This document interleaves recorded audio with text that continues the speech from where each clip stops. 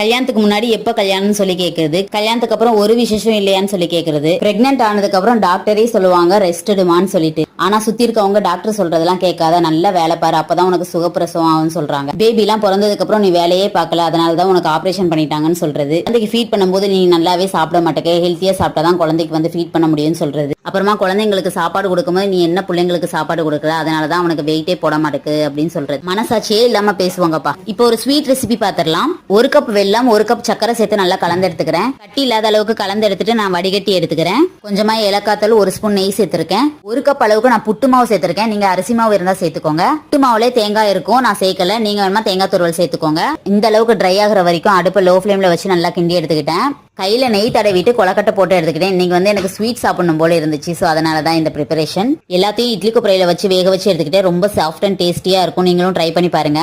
ஹஸ்பண்டுக்கும் கையோட lunch back பண்ணியாச்சு. Next பேக்ல பார்க்கலாம்.